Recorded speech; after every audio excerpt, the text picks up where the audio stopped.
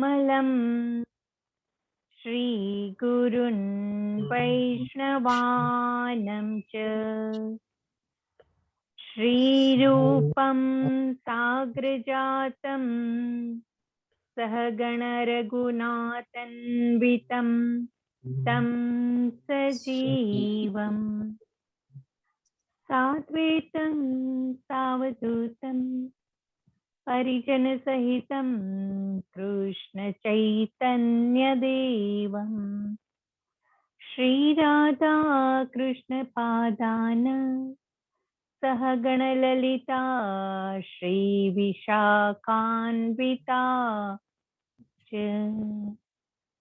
नमो विष्णुपादाय कृष्णपृष्ठाय भूतले श्रीमति भक्तिवेदान्त स्वामिन् इति नामिने नमस्ते सरस्वती देवी गौरवाणी प्रचारिणी निर्विशेषा शून्यवादी पाश्चात्य देशतारिणी जय श्री कृष्ण चैतन्य प्रभु नित्यानंद श्री अद्वैत गदाधर श्रीवासादि गौर भक्तवृंदा हरे कृष्णा कृष्ण कृष्णा हरे हरे हरे राम राम हरे हरे हरे कृष्ण श्री प्रभुपाद ने जय सर्वने जय श्री कृष्ण हरे कृष्ण माते धन्यवाद हरे कृष्ण जय श्री कृष्ण हरे कृष्ण परेश प्रभु जी ओके अच्छा हरे આપણે કૃષ્ણ ક્લાસ શરૂ કરતા પહેલા થોડીક એક વિનંતી છે આપ સૌને કે ભઈ આજે આપણે પણ હર વખતની જેમ 8 વાગ્યા પહેલા સુધી એટલે કે અથવા તો ડોટ 8 વાગ્યા સુધી આપણે ક્લાસ કમ્પ્લીટ કરવો પડશે એટલે કે બાય ચાન્સ લગભગ ટ્રાય કરીશ કે બધું કમ્પ્લીટ કરી લઈએ આપણે આજે અને જો કોઈ બી પ્રશ્નોત્તરીને બાકી રહી જાય તો આપણે કાલે છેલ્લો ક્લાસ છે આપણે આ લેવલ 2 નો તો એવું કંઈક ડિસ્કશન હોય કે શેરિંગ હોય કે કોઈ પ્રશ્ન કોઈને કોઈ વધારાનો બાકી રહી જાય તો જો આ બધા એગ્રી થતા હોય તો આપણે 15 મિનિટ પહેલા જોડાઈ જઈએ કારણ કે કાલે પણ આપણે 8 વાગે તો કમ્પ્લીટ કરવું જ પડશે ઈ ટાઈમ તો આપણા માટે ફિક્સ જ છે પણ જે શરૂઆતનો ટાઈમ છે એ આપણા ઉપર છે ઈ જો 15 મિનિટ આ બધા કયો તો આપણે 15 મિનિટ પહેલા જોડાઈ જઈએ એવું કંઈ શેરિંગ ડિસ્કશન કે પ્રશ્ન હોય તો એ બી લઈ લઈએ અને કાલનું જે આપણે બાકી હશે એ પણ આપણે કરીને આપણે સરસ મજાનો આપણો આ યજ્ઞ પૂર્ણાહુતિ આગળ વધારીએ આપણે તો ઓકે પ્રભુ હા પ્રભુજી ઓકે પ્રભુ કઈ વાંધો નહીં ઓકે તો ચાલો કાલે આપણે 15 મિનિટ પહેલું શરૂ કરી દઈશું અને એ પ્રમાણે કાંઈ બી ડિસ્કશન કે વધારે હશે તેમાં લઈ લઈશું આપણે પણ આપણે પહેલા અધ્યાય ઉપર વધારે ફોકસ કરશું અને જે 15 મિનિટ પહેલું જોડાવાનો સમય છે આપણે એ છેલ્લે આપણે ઉપયોગ કરી લઈ લઈશું આપણે એટલે કે ટ્રાય કરશું કે 7:30 સુધી કમ્પ્લીટ થઈ જાય પછી છેલ્લે 10-15 મિનિટ કાંઈ બી આપણે ડિસ્કશન કે બધું કંઈ કરવું હોય તો આપણે કરી શકીએ ઓકે ચાલો હરે કૃષ્ણ ધન્યવાદ સર્વેને તો આજે આપણે શરૂ કરીએ લેવલ 2 નો શ્રીમદ ભગવદ ગીતાનો છેલ્લો અધ્યાય નંબર 18 જેનું નામ છે મોક્ષ સંન્યાસીઓ અથવા તો ઉપસંહાર સંન્યાસની સિદ્ધિ આ અધ્યાય પણ એક અર્જુનના કોમન પ્રશ્ન દ્વારા શરૂ થાય છે જે અર્જુને મોરોલેસ આપણને ત્રીજા અધ્યાયના શરૂઆતમાં પૂછે છે પાંચમા અધ્યાયના શરૂઆતમાં પૂછે છે અને ફરીથી આપણે 18 અધ્યાયમાં શરૂઆતમાં પૂછે છે પ્રશ્ન મોરોલેસ એક સરખો જેવો જ છે કારણ કે બધાનો જવાબ થોડો ઘણો બી પ્રમાણે મળતો આવે છે ખાલી થોડા શબ્દો ને બધું અલગ છે અને ભગવાન શ્રી કૃષ્ણ બી બધી વખતે સરસ રીતે અલગ અલગ પ્રક્રિયાથી વિષય કરીને સમજાવે છે તો આપણે 18મો અધ્યાય જે છે ટોટલ 11 વિભાગમાં ડિવાઈડ થયેલો છે અને સૌથી લાંબો અધ્યાય છે 78 શ્લોક છે બીજા અધ્યાયમાં 72 શ્લોક છે બીજો અને 18મો અધ્યાય સૌથી વધારે લાંબો છે અને આ 18 અધ્યાયમાં આપણે 18મા અધ્યાયમાં 78 શ્લોક આપણે આવી રીતે કવર કરવાના છે તો આજે આપણે પ્રથમ વિભાગ બીજા વિભાગ અને ત્રીજો વિભાગ એટલે ABC કમ્પ્લીટ કરશું જેમાં આપણે લગભગ 40 શ્લોક સુધી કવર થાય છે અને બાકીના 41 થી 78 શ્લોક આપણે કાલે કવર કરશું આજે પણ આપણે જે 40 શ્લોક કવર કરવાના છે એ ઘણા સિમ્પલ શ્લોકો છે અને મોરોલેસ આપણે બધા લેવલ 1 માં બધા કમ્પ્લીટ કરેલા જ છે આપણે, કારણ કે ભગવાન શ્રી કૃષ્ણમાં જ્ઞાન, બુદ્ધિ, કર્તા, કર્મ, ધૃતિ અને સુખ એ બધાને 3 ભાગમાં ડિવાઈડ કરે છે. એટલે કે લગભગ 20 થી વધારે શ્લોકો તો એમાં જ આપણે વયા જાય છે, સતોગુણ, રજોગુણ અને તમોગુણમાં જેમાં પ્રક્રિયામાં ડિવાઈડ કરે છે એવી રીતે. એટલે કે આજનું થોડુંક આપણે ઈઝી રહેશે કમ્પેરેટિવલી. આજે પણ જો થોડો ઘણો ટાઈમ હશે તો આપણે કઈ એવું ડિસ્કશન હોય તો કરી શકશું પછી આપણે. તો એ પ્રમાણે અર્જુનના પહેલા શ્લોકમાં અર્જુન પ્રશ્ન પૂછે છે. અર્જુને કહ્યું, હે મહાબાહુ, હું સંન્યાસ એટલે કે ત્યાગનો ઉદ્દેશ્ય જાણવા ઈચ્છું છું. અને હે કેશિનીસુદન, હે ઋષિકેશ, હું ત્યાગમય જીવન એટલે કે આપણે જો બધું ત્યાગ કરી દીધું હોય અને એના પછી બી આપણે સંસારમાં રહીને આપણે કેવી સરસ રીતે ત્યાગમય જીવન જીવી શકીએ અથવા તો સંન્યાસ આશ્રમ કેવી રીતે પાડી શકીએ એના વિશે પણ હું જાણવા ઈચ્છું છું. એટલે કે આ પ્રશ્ન જે ભગવાન શ્રી કૃષ્ણને અર્જુન પૂછે છે પહેલા શ્લોકમાં. આના સમજાવવા પહેલા આપણે ઓલરેડી ગયા અધ્યાયમાં સરસ રીતે 3 ભાગનો જે ડિફરન્સ છે જાણી ગયા છે કે ભાઈ સેવા, દાન અને ત્યાગ એને શું કહેવાય. એટલે કે અત્યારે ત્યાગને આપણે વધારે વિશ્લેષણ તરીકે લેતા નથી, ઓલરેડી આપણને ક્લિયર થઈ ગયું છે 3 ચીજનો ફરક શું છે. નહીં તો ક્યારેક ક્યારેક એ પણ કન્ફ્યુઝન ઊભું થાય છે કે ભાઈ દાન અને ત્યાગમાં શું ફરક છે એ રીતે. અને જે પ્રમાણે માની લો આવી રીતે બધું આપણે મનમાંથી ત્યાગ થઈ ગયું અથવા તો પરિત્યાગ થઈ ગયું હોય, મનમાંથી ઓટોમેટિકલી બધું ખરી પડ્યું હોય આપણા સંસારમાં રહેવા છતાં, એટલે કે સંસારી થઈને બી આપણે જો આવું સરસ મજાનું જીવન જીવી શકીએ, ત્યાગમય જીવન, તો એને આપણે સંન્યાસ આશ્રમ કહી શકીએ. એટલે કે જીવનમાં જીવતા જીવત આપણે સંસારી સાધુ બની શકીએ છીએ. એટલે કે અર્જુન આ બે વચ્ચેનો તફાવત જાણવા ઈચ્છે છે ભગવાન શ્રી કૃષ્ણ પાસે અને ભગવાન શ્રી કૃષ્ણ એ બતાવે છે. હવે આના સંદર્ભમાં બી છે ને ઈટ વખતમાં બી અલગ અલગ બધા મંતવ્યો ને બધા ચાલતા હતા. તો સૌ પ્રથમ પહેલા ભગવાન શ્રી કૃષ્ણ ઈફ ટાઈમમાં જે બધા મંતવ્યો હતા એ જણાવે છે. પછી લાસ્ટમાં ભગવાન શ્રી કૃષ્ણ પોતાનું મંતવ્ય જણાવે છે અને એને આખરી મત તરીકે કહે છે. આમ ભગવાન શ્રી કૃષ્ણ કહે છે. તો હવે આપણે જોઈએ ભગવાન શ્રી કૃષ્ણનો પહેલા ઉત્તર શું છે. સૌ પ્રથમ પહેલા ભગવાન શ્રી કૃષ્ણ અલગ અલગ 2-3 મંતવ્ય બતાવે છે કે જે એ વખતમાં આપણે ચાલતા હતા. તો બીજા શ્લોકમાં પૂર્ણ પુરુષોત્તમ પરમેશ્વર બોલ્યા, ભૌતિક ઈચ્છા આધારિત કાર્યોના પરિત્યાગને વિદ્વાન માણસો સંન્યાસ કહે છે. એટલે કે ભૌતિક દુનિયાના રિલેટેડ જે કાંઈ પણ આપણને મોહ, માયા, એટ્રેક્શન, ઈચ્છા ને બધું થાય શરીર તૃપ્તિ અને ઇન્દ્રિય તૃપ્તિ માટે, અને એના રિલેટેડ પછી એમાં આપણે પ્રવૃત્ત થઈએ, એટલે કે એ પછી જે કાર્યો આપણે કરીએ એ આપણે ઈચ્છાને આધારિત એટલે કે સકામ કર્મ થયા. તો એનો જ્યારે આપણે પરિત્યાગ કરી દઈએ તો એને સંન્યાસી લોકો, વિદ્વાન લોકો કહે છે કે ભાઈ આને સંન્યાસ કહેવાય. અને બીજી એક ડેફિનેશન આપે છે ભગવાન શ્રી કૃષ્ણ જે એ પ્રમાણે મંતવ્ય હતો એ. અને સર્વ કર્મોના ફળનો ત્યાગને બુદ્ધિશાળી લોકો ત્યાગ કહે છે. એટલે કે ડેફિનેટલી કંઈક ને કંઈક કર્મ તો કરે જ, એવી ઈચ્છાથી પ્રેરિત થઈને કરે અથવા તો એવા પોતાના સ્વધર્મથી રહીને પ્રેરિત કરે, પણ શું કે ભાઈ કર્મફળનો ત્યાગ કરીને કરે. પેલામાં શું છે, કર્મનો ત્યાગ કરી દે, અને બીજામાં શું છે, કર્મ કરે પણ કર્મફળનો ત્યાગ કરે. તો એને બુદ્ધિશાળી માણસો ભગવાન શ્રી કૃષ્ણ વર્ણવે છે અને એના પ્રમાણે એ લોકો ત્યાગ કહે છે. હજી ભગવાન શ્રી કૃષ્ણ બીજા 1-2 મંતવ્ય આપણને જણાવે છે ત્રીજા શ્લોકમાં. તો ત્રીજા શ્લોકમાં કહે છે કે કેટલાક વિદ્વાનો માને છે કે સર્વ પ્રકારના સકામ કાર્યો અને કર્મોને દોષપૂર્ણ ગણી ત્યજવા જોઈએ. કારણ કે શું છે, ગમે તે કરીએ આપણે કરીએ, કંઈક ને કંઈક એમાં ઇન્હેરન્ટ દોષ છે ને આપણા વણાયેલો જ હોય છે. આપણે જે માની લો કોઈ બી ચીજ આપણે કરતા હોઈએ તો તદ્દન આપણે દોષ રહિત અથવા તદ્દન એકદમ પવિત્ર ને બધું એ પ્રમાણે કામ ન જોઈએ. કારણ કે આ ભૌતિક દુનિયામાં છે ને બધી ચીજમાં છે ને કંઈક ને કંઈક એવી ઇમ્પ્યોરિટી અથવા ડાયલ્યુશન ને બધું આવી જાય, એટલે એવો દોષ એમાં વણાઈ જ જાય છે ઓટોમેટિકલી. તો એ લોકો કહે છે કે ભાઈ બધા પ્રકારના સકામ કર્મો છે એ દોષ ભરેલા જ છે, એટલે એને ત્યાગી દેવા જોઈએ, એટલે કે કર્મો જ ન કરવા જોઈએ. પછી ફરીથી કહે છે કે છતાં અન્ય વિદ્વાનો માને છે કે યજ્ઞ, દાન તથા તપસ્યાના કર્મો કદાપી ત્યજવા ન જોઈએ. એટલે કે બીજા પ્રકારના, એટલે ચોથા પ્રકારના ભગવાન શ્રી કૃષ્ણ કહે છે કે એવા લોકોનું પણ માનવું છે કે બધા કર્મો તો ત્યાગી દે, પણ એમાં શું એક્સેપ્શન હોય. દરેક, જેમ આપણે શું જાણીએ છીએ કે ભાઈ દરેક લો માં બી એક્સેપ્શન હોય. આજની તારીખમાં એક્સેપ્શન પ્રૂવ્સ ધ લો, એવી ટાઈપની કહેવત બી છે. તો એવી રીતે કહે છે કે ભાઈ યજ્ઞ, દાન અને તપ એ 3 ટાઈપના જે કાર્યો છે એ ક્યારેય ત્યજવા ન જોઈએ, બાકી બધાને ત્યજી દેવા જોઈએ. આ રીતે આપણે અલગ અલગ 4 મંતવ્ય જાણ્યા. હવે ભગવાન શ્રી કૃષ્ણ ચોથા શ્લોકમાં પોતાનું મંતવ્ય કહેશે અને પોતાનું અંતિમ મત તરીકે પણ આપણને જણાવશે. તો 5મા શ્લોકમાં ભગવાન શ્રી કૃષ્ણ કહે છે યજ્ઞ દાન તથા તપસ્યાના કર્મો કદાપી ત્યાગ ન કરવો જોઈએ, તે અવશ્ય સંપન્ન કરવા જોઈએ. ખરેખર યજ્ઞ દાન તથા તપ મહાત્માઓને પણ શુદ્ધ કરે છે. એટલે કે આ રીતે ભગવાન શ્રી કૃષ્ણ હવે પોતાનું મંતવ્ય બતાવે છે. એ 4માંથી જે છેલ્લો મંતવ્ય હતો એની સાથે ભગવાન શ્રી કૃષ્ણ પોતાની સહમતિ પ્રગટાવે છે અને એ પ્રમાણે જ કહે છે.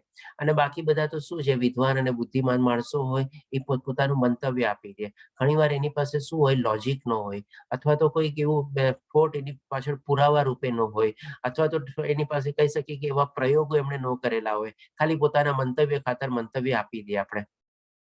પણ અહીંયા શું કહે છે ભગવાન શ્રી કૃષ્ણ સાથે સાથે એના પુરાવા સાથે આપણને કહે છે કે ખરેખર યજ્ઞ દાન તથા તપ મહાત્માઓને પણ શુદ્ધ કરે છે.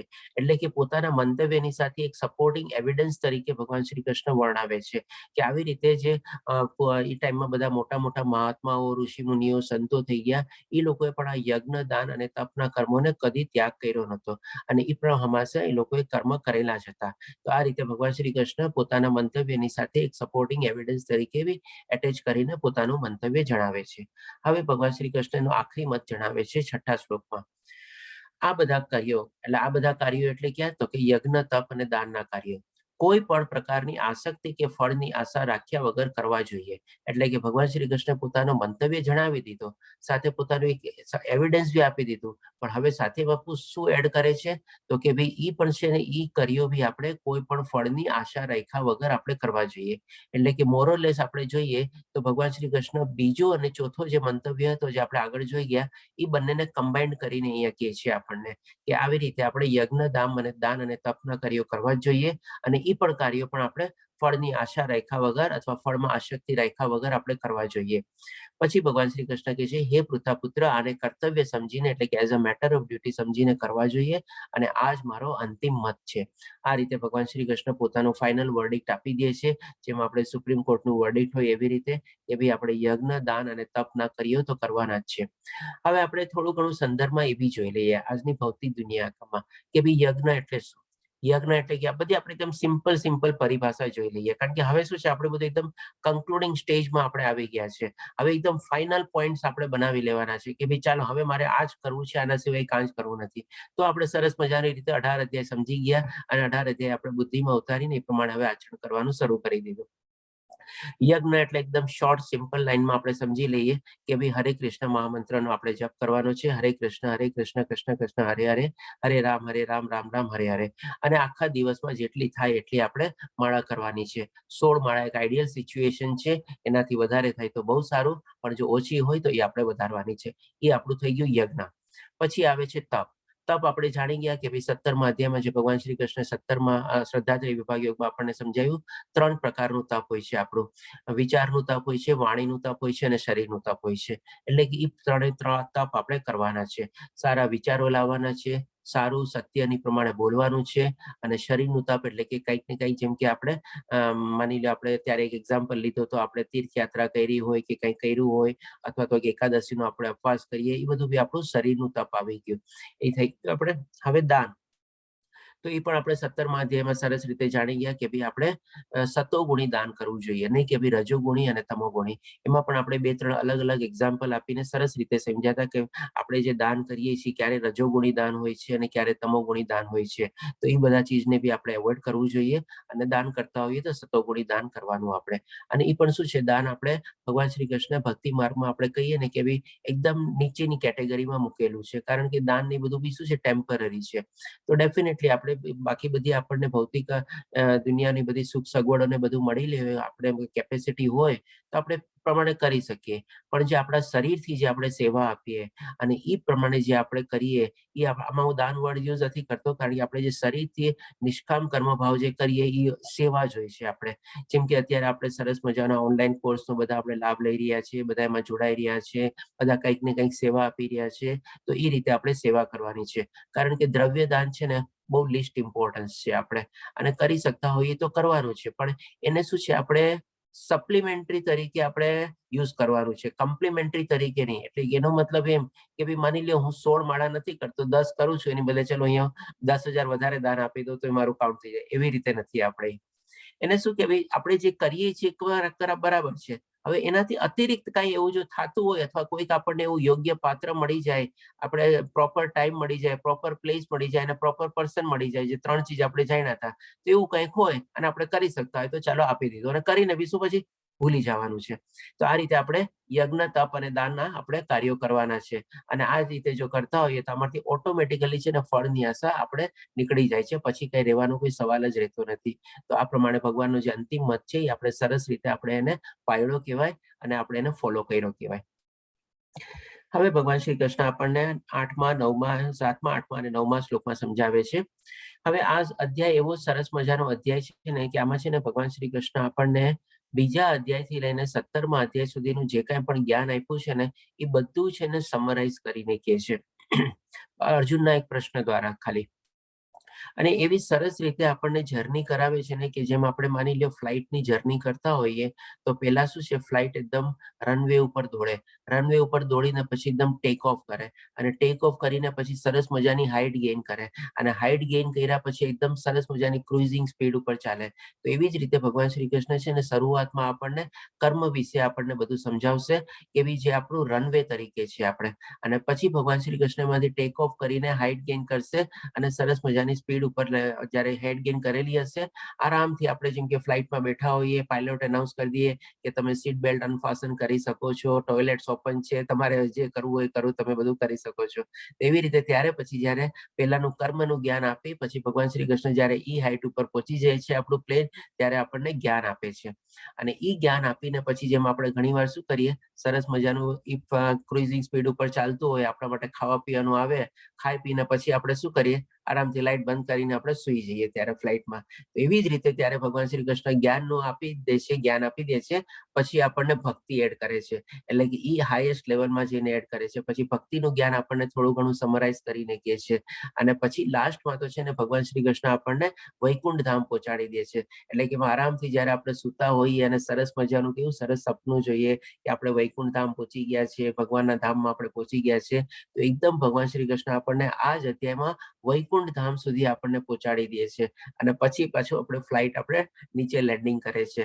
તો આ રીતે સરસ મજાનો અધ્યાય છે અને એવી રીતે જો આપણે આ જર્નીને એન્જોય કરશું ને તો બહુ મજા આવશે, કારણ કે ભગવાન શ્રી કૃષ્ણ આપણને વૈકુંઠ ધામ લઈ જવાના છે, એકવાર પાક્કું છે એકદમ. આપણે તો આપણે બધા ચાલો એ રીતે તૈયાર થઈએ અને આપણે આ જર્ની શરૂ કરી દઈએ. બધા પોતપોતાનો સીટ બેલ્ટ ફાસન કરી લ્યો, એ પ્રમાણે પાયલોટની અનાઉન્સમેન્ટ આવી ગઈ છે. તો હવે આપણે જોઈએ 7મા, 8મા અને 9મા શ્લોકમાં ભગવાન શ્રી કૃષ્ણ પેલા કહે છે, અહીંયા આપણે બધું કર્મના વિશે જ્ઞાન ચાલશે આપણે, અને જેમ જેમ લેવલ ચેન્જ થશે એ પ્રમાણે હું આપને ઇન્ફોર્મ બી કરી જઈશ. હવે ભગવાન શ્રી કૃષ્ણ જ્ઞાન ઉપર આવે છે, હવે પછી ભક્તિ ઉપર આવે છે, એવી રીતે, અને હવે આપણે વૈકુંઠ ધામ પહોંચી ગયા છે આપણે, એવી રીતે. તો 7મા અધ્યાયમાં 7મા શ્લોકમાં ભગવાન શ્રી કૃષ્ણ કહે છે, નિર્દિષ્ટ કર્તવ્યોને કદાપી ત્યજવા ન જોઈએ. જો કોઈ મનુષ્ય મોહવશ પોતાના નિયત કર્તવ્યોને ત્યજી દે છે તો એવા ત્યાગને તામસી કહેવામાં આવે છે.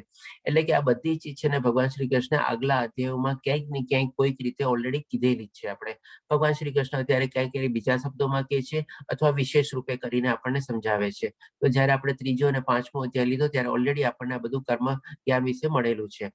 એ જ ભગવાન શ્રી કૃષ્ણ અહીંયા કહે છે કે ભાઈ આપણા જે સ્વધર્મરૂપી કર્મ જે છે અથવા તો નિર્દિષ્ટ કર્તવ્ય કર્મ જે છે એ આપણે ક્યારેય ત્યજવા ન જોઈએ. અને જો મોહવશ થઈને અથવા આપણને એમ લાગે કે ભાઈ ચાલો આમાં તો તકલીફ છે, આમાં આમ છે, અને એ રીતે ત્યજી દઈએ તો આપણને તામસી કહેવાય. આપણામાંથી ઘણા લોકો આવા નાનપણમાં જેમ કે શું કે સ્કૂલે જવું હોય એ ત્યારે આપણો જયારે ભણતા હોઈએ એ આપણો નિત્ય કર્મ છે અથવા આપણો સ્વધર્મ છે. પણ ના, મમ્મી આજે મને જરાક તબિયત ફિટ નથી લાગતી, મને પેટમાં દુખે છે, કારણ કે સ્કૂલે જવું ગમતું ન હોય, કાં તો હોમવર્ક ન કરેલું હોય, કાં તો પછી આપણને કંઈક ને કંઈક એવી આળસ હોય, અને એ રીતે જો આપણે એને ત્યજી દઈએ તો ભગવાન શ્રી કૃષ્ણ કહે છે કે ભાઈ તામસી કહેવાય છે. મમ્મી આજે પેટમાં દુખે છે, આજે સ્કૂલે નહીં જવાય, આવું આપણે કરવું ન જોઈએ. એટલે કે સ્વધર્મ જે છે આપણે ગમે તે સંજોગોમાં ગમે તે પરિસ્થિતિમાં આપણે નિભાવવાનો જ છીએ આપણે. પછી 8મા શ્લોકમાં ભગવાન શ્રી કૃષ્ણ કહે છે, જે મનુષ્ય નિત્ય કર્મોને કષ્ટપ્રદ સમજીને કે શારીરિક કલેશના ભયથી ત્યજીને દે છે તો તેને માટે કહેવાય છે કે તેઓ ત્યાગ રજોગુણમાં છે. આમ કરવાથી ત્યાગનું ઉચ્ચ ફળ કદી મળતું નથી. હવે ડેફિનેટલી આવી રીતે જો આપણે સ્કૂલે ન જઈએ, હોમવર્ક ન કરેલું હોય, એને વધારે બંકિંગ કરીએ તો પછી આપણને એ રજોગુણ આપણું થઈ ગયું. એટલે એ રીતે આપણે ક્યારેય કર્મનો ત્યાગ કરવો ન જોઈએ. ગમે તે કમ વોટ મેં કરવાનું છે એટલે કરવાનું જ છે, બસ. પછી 9મા શ્લોકમાં ભગવાન શ્રી કૃષ્ણ કહે છે, હે અર્જુન, મનુષ્ય જ્યારે નિયત કર્મને કર્તવ્ય સમજીને કરે છે, તે સમસ્ત ભૌતિક સંગ તથા ફળની આસક્તિનો સર્વથા ત્યાગ કરે છે, ત્યારે તેનો ત્યાગ સાત્વિક કહેવાય છે. એટલે કે આવી ભાવનાથી જો આપણે કર્મ કરીએ, આપણે કે ભાઈ ચાલો સ્કૂલે જવાનું છે ને જવાનું છે, માની લો હોમવર્ક નો બી થયું હોય ને તો આપણે સ્કૂલે તો જવાનું, પેલા ત્યાં જઈને આપણે સર પૂછે આપણને કે ભાઈ શું થયું, તો કે ના ભાઈ માફી ચાહું છું, મારો હોમવર્ક નથી થયું, કાલે જઈને કરી આવીશ. તો ઘણી વાર આપણું બધું આપણો માફ બી થઈ જાય, અને ક્યાંક ક્યાંક એવા સંજોગો થઈ બી જાય કે કદાચ એ દિવસે સર પોતે નો આવ્યા હોય તો બી આપણને છુટકારો પડી જાય. પણ શું આપણે આપણું કર્તવ્ય કર્મ છે ને હંમેશા કરતું રહેવાનું, એમાં આપણે છે ને નહીં ચૂકવાનું. ક્યારેક ક્યારેક સંજોગ વસાત આપણાથી કોઈ ભૂલચૂક બી થઈ ગઈ હોય ને, તો એવી કોઈ સામે પરિસ્થિતિ આવે કે કાં તો એ ભૂલચૂકની અવગણના થઈ જાય, અથવા તો કાં તો એ ભૂલચૂકની આપણને માફ પણ થઈ જાય. પણ આપણે આપણા તરફથી ક્યારેય એ પ્રમાણે છોડવું ન જોઈએ. મને ખ્યાલ છે અમે લોકો સ્કૂલમાં ભણતા ત્યારે કોક અમારા સ્ટુડન્ટ લોકોનો રેકોર્ડ રહેતો કે ગમે તેટલો વરસાદ આવે, ગમે તેટલું પાણી ભરાઈ જાય, સ્કૂલે જઈએ ત્યારે ગણીને 4-5 છોકરાઓ કે જે લોકો આવ્યા હોય, પણ શું છે 4-5 છોકરાઓમાં આપણે હોઈએ ને તો આપણને બહુ સરસ લાગે કે ભાઈ આખા વર્ષનો રેકોર્ડ છે, એક બી એબસન્ટ નથી કરી, અને છેલ્લે જયારે પારિતોષિક પડે ને ત્યારે કેટલું સરસ ગમે આપણને. એટલે કે આ રીતે બી આપણે કર્તવ્ય કર્મ કરવાનું જ છે, એમાં કોઈ જાતનું આપણે ચૂકવાનું છે નહીં. હવે ભગવાન શ્રી કૃષ્ણ આપણને 10મા અને 12મા શ્લોકમાં સમજાવશે, સત્વગુણમાં સ્થિત બુદ્ધિમાન ત્યાગી કે જે અશુભ કર્મ પ્રતિ ઘૃણા કરતો નથી કે શુભ કાર્યમાં લિપ્ત થતો નથી, તે કર્મ બાબત કોઈ સંદેહ ધરાવતો નથી. હવે આમાં પણ શું છે કે ભાઈ આપણે ઘણીવાર કર્તવ્ય કર્મ કરતા હોઈએ અથવા આપણો સ્વધર્મનો કર્મ કરતા હોઈએ, તો એમાં ક્યારેક ક્યારેક છે ને આપણે એવું કામ બી કરવું પડે કે જે ઘણીવાર આપણને ના પસંદ હોય, અથવા તો આપણને કરવું ગમતું ન હોય, તો પણ એ છે ને આપણે કરવું તો જોઈએ જ. હવે જેમ આપણે સ્કૂલમાં નાના છોકરાઓનો દાખલો લીધો છે, તો માની લો એ દાખલાને આપણે કન્ટિન્યુ કરીએ.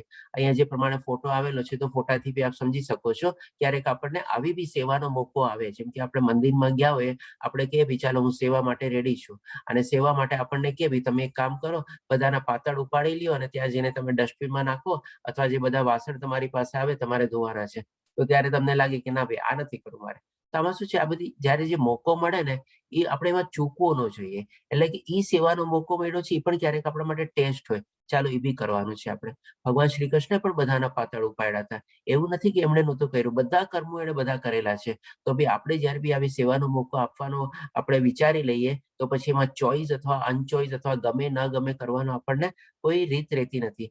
કરવાનો મોકો મળ્યો છે ભાઈ આપણે કરી લેવાનો. પછી માની લો ન આવડતું હોય તો આપણે એને કહી શકીએ ભાઈ હા હું કરી લઈશ, મને વાંધો નથી, કદાચ મને થોડું શીખવી દો અથવા મારાથી ભૂલ થશે, કારણ કે મેં આજ સુધી કોઈ દી કર્યું નથી.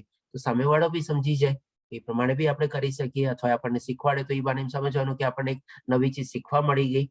આજે જેમ કે કીર્તિ પ્રભુજી જે છે, આપણે હમણાં વૃંદાવન યાત્રામાં ગયા હતા, કેટલી સરસ મજાની સેવા આપી હતી, કેટલી સરસ બધાના ફોટો બોટો બધા અપલોડ થયા હતા, અને એનાથી લઈને કીર્તિ પ્રભુજીને આજે છે ને એટલા બધા ભક્તો લોકો યાદ કરતા હશે, મને કદાચ ખાતરી જ છે કે ભાઈ એમની સેવાને કારણે યાદ રહી ગયા હશે. ઓ હા, ઓલા પ્રભુજી હતા ને, કીર્તિ પ્રભુજી હતા ને, અમે બસમાં હતા તોય અમને લોકોને સરસ રીતે સર્વ કરતા હતા ને બધું કરતા હતા. એટલે કે આવી બધી ચીજ શું છે, ઘણીવાર આપણને મોકો મળે ને ત્યારે આપણે ઉપાડી લઈએ ને તો એ કંઈક આપણને બીજું બી એવી રીતે આપણને ફળ આપી શકે. આપણે ભલે ઈચ્છા નથી રાખી, પણ આજે જેમ કે કેટલી પોપ્યુલરિટી મળી ગઈ કીર્તિ પ્રભુજીને, કેટલી ખ્યાતિ મળી ગઈ, બધામાં યાદ રહી ગયા હશે કીર્તિ પ્રભુજી. હા, એક તો શું બે રીતે યાદ રહે, એક તો સેવાના હિસાબે બી યાદ રહે, અને બીજી ચીજ શું કે બધું ખાવાનું પીરસો અને પ્લસ આગ્રહ કરીને પીરસે, એટલે એ પણ માણસને યાદ રહે.